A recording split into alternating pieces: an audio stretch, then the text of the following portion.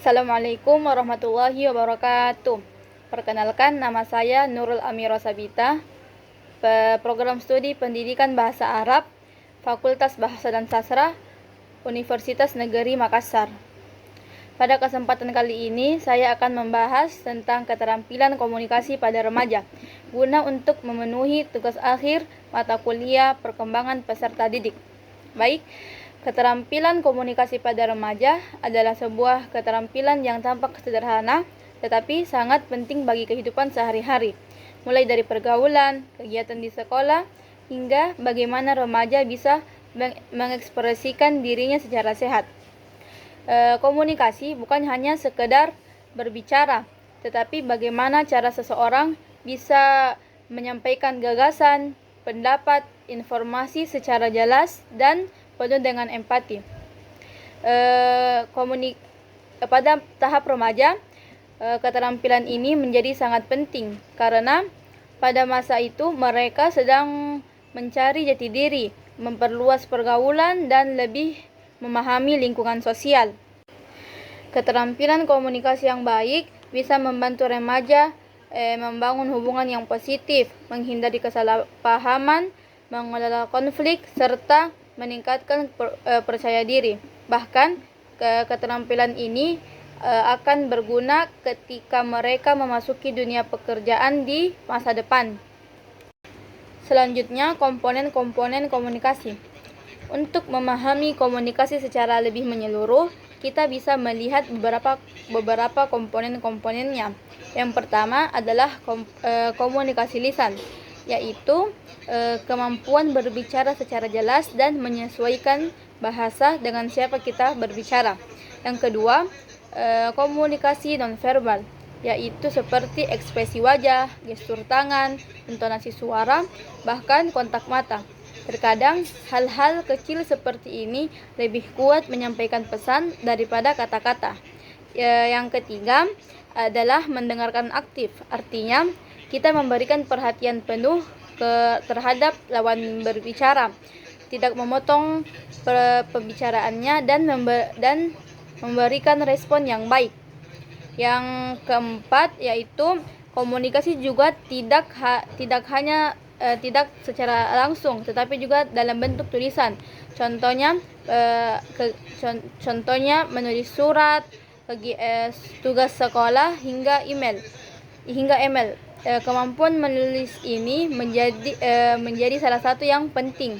Dan yang terakhir adalah di era digital seperti sekarang, para remaja perlu memiliki kecakapan berbicara secara daring dengan etika yang baik agar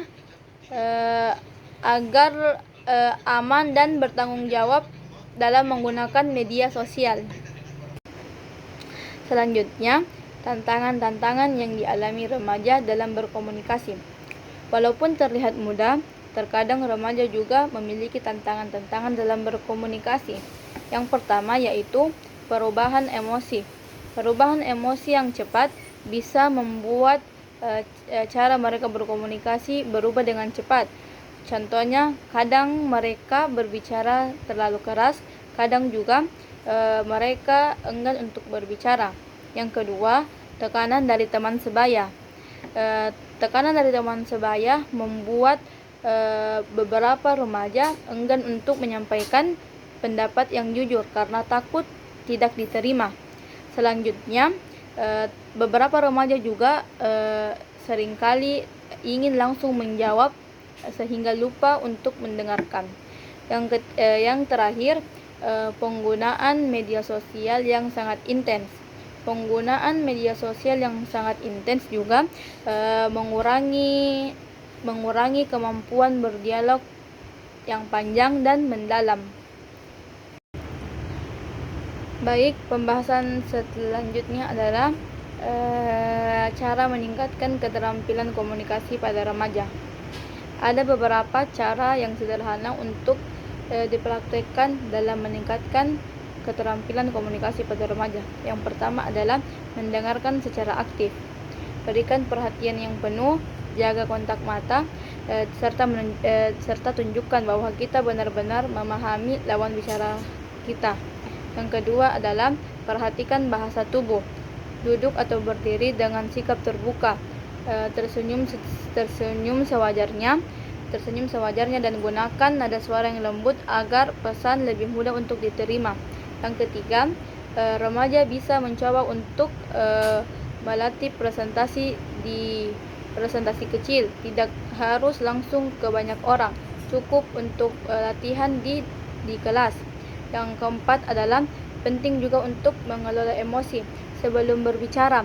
Jika sedang marah atau tidak stabil, ambil jeda sejenak, karena komunikasi yang dilakukan dalam keadaan emosi biasanya berakhir pada kesalahpahaman.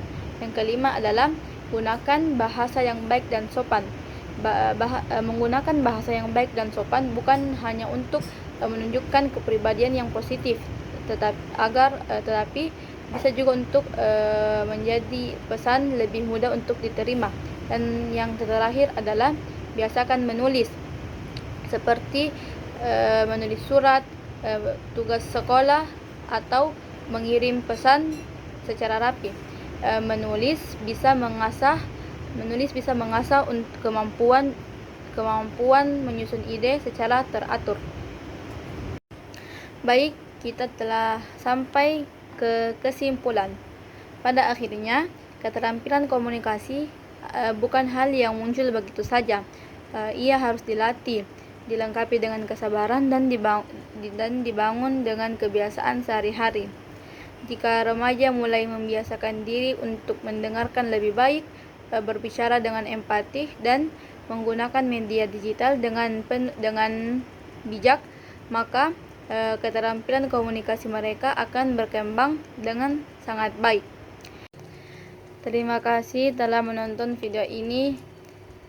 Sekian dari saya. Wassalamualaikum warahmatullahi wabarakatuh.